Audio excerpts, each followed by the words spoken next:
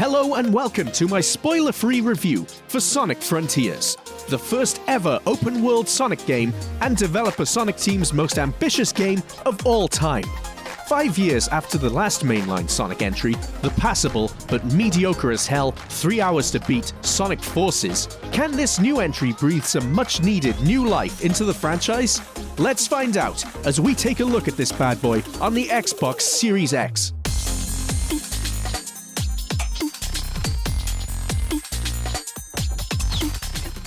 Story.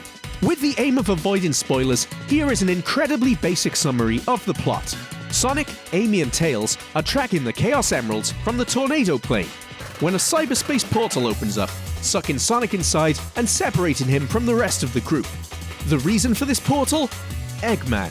He's been messing around with ancient technology from a long-lost civilization and is in over his head, and also ends up getting trapped in cyberspace himself. Sonic eventually escapes, but awakens lost and alone on the mysterious Starfall Islands, where he must set out in search of his friends and unravel the mystery of what the hell happened here. Honestly, that's all I want to say about the story, because if you're a fan and if you've avoided spoilers up until now, it's best you experience Frontiers knowing as little about the plot as possible. I will say though, that for the first time ever in a Sonic game, I genuinely didn't have a clue where the story was going, and I really enjoyed unraveling the mysteries of the island. I love a good mystery. Although developer Sonic Team handled the game's plot, the actual dialogue was written by IDW Sonic Comics' Ian Flynn, a man recently tasked by SEGA to create a consistent Sonic lore from the inconsistent mess of games of the last 30 years or so. He started with the Sonic Encyclopedia released in 2021, continued from here by connecting the classic Sonic games together with cutscenes in Sonic Origins, and more recently helped create a consistent game lore-accurate backstory in the supposedly mainline canon Netflix show, Sonic Prime. He's been doing a great job, and that continues with Sonic Frontiers, with plenty of throwbacks and references to events and characters from the past Sonic games, as well as surprise mentions of characters from Sonic Boom and the IDW comic series, presumed up until now to be non-canon to the mainline series of games. Prior to Sonic Frontiers' release, the official Sonic YouTube channel released what I consider to be the single greatest Sonic animation of all time, Sonic Frontiers Prologue: Divergence. Director Tyson Hess of Sonic Mania and Sonic Movie fame and his team did an amazing job with it. If you've seen this animation and loved it as much as I did, you'll love the Frontiers story too, as tonally, it is very consistent with the prequel animation, as you'd expect. Speaking of tone, for me, Frontiers has absolutely nailed it in terms of what a Sonic game should be. Sure, there are light-hearted moments and jokes now and again, but this isn't overly silly, and the game takes the world and its characters seriously. And it manages to do this without going overly edgy or serious and becoming cringy in the process. This is very much anime Sonic, in the same way I consider Sonic Adventure 2 to be anime Sonic with its story. And I think this tone is what works best for the series. The characters in Sonic Frontiers have more depth than we have ever gotten from them, outside of the movies, in their entire 30-year history. Flynn absolutely nails their personalities, and this, combined with the best performances I have ever heard from series regulars such as Mike Pollock's Dr. Eggman and Roger Craig Smith's Sonic, make for some great dynamics between the different characters and some genuinely emotional moments. The whole cast here are on top form, and I can't praise them highly enough. I'm sure this can be in part credited to the directing too. Great job! So solid story and characters here. Unfortunately, due to what I'd assume are time constraints, the game eventually wraps up rather quickly, with what is truly one of the most pathetic final bosses I have ever seen in a game, and such a sudden conclusion to the narrative that I found myself sat there as the credits rolling thinking, "Is that it?" Thankfully, I think the team are aware that the ending is something of a wet fart, and a post-game roadmap of free DLC, including story content, suggests to me that this ending will be unfucked at some point in 2023. Gameplay. The main gameplay loop in this epic open-world adventure is this. You need to defeat a massive titan on each of the game's main islands. And to stand a chance at defeating them, you'll need 7 Chaos Emeralds in order to become Super Sonic, as these bosses are too strong for regular old blue Sonic to fight. To get the 7 Chaos Emeralds, you need Vault Keys. Vault Keys are obtained by beating cyberspace levels. More on these in a moment. To access the cyberspace levels, you need Portal Gears, which you get from defeating world bosses scattered around the islands. It may sound confusing here, but it's very straightforward when you get playing. As well as all this, scattered around the main open world areas, or open zone areas as the game calls them, are loads and loads of mini puzzles, platforming challenges, and other tasks to complete. Completing these unlocks cutscenes as well as additional pathways and grind rails to access other parts of the map or move around more quickly. Honestly, I found it to be a hugely enjoyable gameplay loop. I'd boot the game up for what I thought would be a quick session, but before I knew it, hours and hours would pass by, as I'd find myself thinking, I'll just complete a few more tasks, or I want to check out what's over there. Overall, a thoroughly entertaining collectathon for most part. I also really enjoyed the challenge of seeing, say, for example, a Chaos Emerald on a floating platform high in the sky, and thinking, how the hell do I get to that? And figuring out a way up. Before I knew it, I'd have seamlessly entered a traditional 3D Sonic action stage within the open world. This was something that frequently occurred with both 3D and 2D style sections. In terms of control in the open world, Sonic Team have smashed it. Sonic controls tight AF, and there are different control options and sliders to adjust to get it to feel just right for you personally. For me though, the default veteran Sonic player mode was perfect. Then there's the combat. Something new to the series outside of Sonic Unleashed, and it's pretty good. I felt that the basic combos, dodging, and overly simplified parry worked well enough, and effing up enemies was pretty enjoyable. Nothing deep, but functional and fun. This combined with the sense of progression as you unlock more and more moves through a simple skill tree made for a solid combat debut for the series. Although, as I got further into the game, I did find myself avoiding smaller enemies as I could no longer be arsed dealing with them. Speaking of enemies, there are loads of world bosses scattered throughout the various open zones too. There's a good sense of variety here, and some are pretty massive in scale. And overall, it's satisfying figuring out their weaknesses and taking them down. They can occasionally be a bit fiddly and jank to battle, but nothing too frustrating. Then there are the cyberspace levels. These are traditional modern Sonic Generations-style action stages. These are mostly fine, and I've seen a lot of non-Sonic fan reviewers say these are the best part of the game. Respectfully, I massively disagree. They are just a competent afterthought here. They are fine. They reuse level layouts from past Sonic games including Unleashed, Adventure 2, Generations, and more, with the lazy reasoning behind this being that they are supposed to be Sonic's memories. And they're all set to one of 4 themes: Green Hill, Chemical Plant, Sky Sanctuary, and City. City Escape? Radical Highway? Empire City? I'm not sure, but the repeating stage themes for the entire game grow stale by the second island. Control-wise, cyberspace is pretty tight for most part, but it does come at a cost: Sonic's speed. He's a lot more restricted in these areas. These are probably the slowest boost-style action stages we've seen in a modern Sonic game, and I feel they are a huge step back from Sonic Generations in 2011. But as a small part of the game, they're fine and functional. Fun enough. But whereas I've played the Generations stages hundreds of times, I've found very little incentive to revisit these. There's also a Big the Cat fishing minigame. It's incredibly straightforward, but also pretty relaxing. I found it a good way to unwind before going to bed after a lengthy play session. Catching various fish, items, and other animals allows you to unlock Eggman audio recordings, which expand on the story of the game and show off Mike Pollock's acting skills.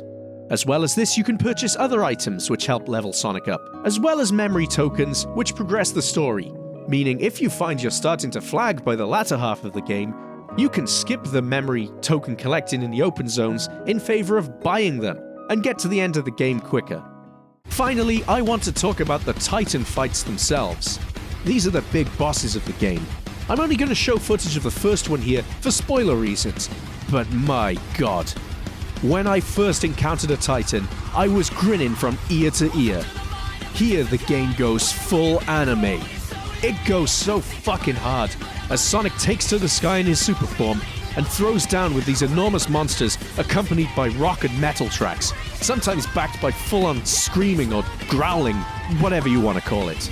Every one of these fights was a spectacle, and although they could be a little fiddly and confusing at times, it didn't take away from how incredibly cool the whole thing was. These are some of the greatest moments in the entire 30-year Sonic series history. But the gameplay isn't perfect, so let's look at the negatives. The first one being that often, when exploring the open world areas, you'll hit a spring or boost pad or something and get thrown into a 2D platforming section with no way to get out until you complete it and come out the other end. It's pretty frustrating when you're trying to get from A to B and you're frequently thrown into a random obstacle course, likely one you've already beaten, which requires you to take a 30 to 60 second detour through a mini-level before you can continue on your journey. A similar thing happens with bosses. You'll be on your merry way to collect something or other and then squid! You're thrown into a fight with a boss you've already beaten and you have to run away and hope it'll piss off and leave you alone so you can get back to the task at hand. Then there's the silly things which I feel are down to the developers running out of time, such as the Elder Coco, a character which is used to upgrade Sonic's ring count and maximum speed.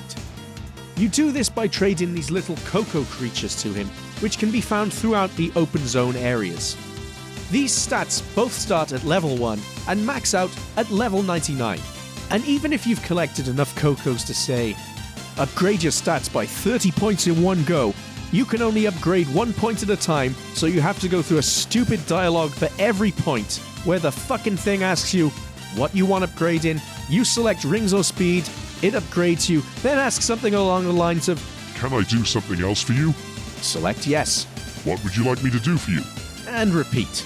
It takes so long. At one point I spent 30 minutes just upgrading my stats. It was such a chore. While we're on the subject of upgrades, by the time I got to the final Titan, I'd maxed out Sonic's stats. Up until this point, the Titan fights had been epic battles, but by the time I got to the final one, Sonic was so overpowered, and the battle for me was so effortless, it almost felt like the Titan just keeled over from Sonic's menacing gaze. It was such an anticlimax. And to make matters worse, that's basically the end of the game, save for a sort of weird quick-time event if you're playing in normal mode, or a pathetic final boss modeled on a Space Invaders style hacking minigame from earlier in the adventure if you're playing in hard mode. Ignoring how crap the actual boss fight itself is, the enemy design here is laughable. Like, blatantly oh shit, we've run out of time to add a final boss. What's the easiest thing we can make that will require no animation whatsoever? Kind of moment. The single worst boss I have ever seen in a Sonic game. Or maybe any game. It's just nothing. And that's it. The end. I will say though that with the continued support Sonic team have committed to with this game, including free story DLC and other extras, I'd imagine the final boss will be fixed and post-game features will be added sometime in 2023. I genuinely believe that. Presentation. Let's talk visuals. What we generally have here is a really nice looking game. Stunning environments with day and night cycles and weather effects, with great character models for the main cast that are all pretty well animated. As are the cutscenes. Some of the time. More on this in a moment. The various enemies, bosses, and titans you'll encounter throughout the game are all pretty damn cool too. Generally speaking, from the moment I started playing Sonic Frontiers, and for the bulk of my time with the game, it more or less looked like a polished AAA game to me. And I can't remember the last time I felt that way about a 3D Sonic game. Unfortunately though, there are some negatives here too. Let's talk about the pop-in real quick, because there's a lot of it. Particularly with platforms and rails in the sky, there's just no getting around it. But it has vastly improved since the earlier reveal demos we saw of the game. In those, I truly felt it looked so distracting that it could be a game ruiner. Thankfully, that is not the case here. I found myself not noticing it all that much when running around at high speeds. Although, looking back at the footage while editing this video, it's hard to see how I didn't notice. I guess it's just different when you're playing. Also, although not enough to ruin the experience, it is pretty clear that the development ended up being rushed, as is tradition with Sonic Team, resulting in an increasing half-arsedness to some of the character animations and cutscenes as the game progressed. Cutscenes are fully animated, matching the in-game visuals earlier on, but the later ones are sometimes set against flat backgrounds or in a different art style, resulting in an inconsistent visual look. At other times, character animations are so basic that they're doing little more than just standing there completely still, just flapping their mouths. Again, I firmly believe this was down to time constraints. Then there's the overall art style of the game itself. For me, the environments, as nice as they look, and enemies, as cool as they are the least Sonic designs I've seen in the series' 30-year history. I know we've had realistic backgrounds in the past in Sonic Adventure, for example, but the limited power of the Dreamcast back then made them blend in with the characters better. Here, I find Sonic, Eggman, and the gang to look a bit out of place in this world. Music. Music almost always fucking slaps in Sonic the Hedgehog games, and Frontiers is no exception, although it is certainly different from the past games. Gone are series regulars Crush 40, who usually perform the rock tracks in Sonic games, in favor of some known bands and artists such as One OK Rock and the vocalist for Sleeping with Sirens. I'm not familiar with these artists, and I was initially saddened by the lack of Crush 40, but these songs are all excellent. Lead composer and Sonic series regular Tomoya Otani has moved away from traditional Sonic music for the cyberspace stages in favor of what I guess you would call dance music. Both this music and the softer music used in the open zones creates a somber feeling which complements the game's sense of mystery and isolation wonderfully. There's a subtle sadness to the soundtrack that works really well, particularly early on.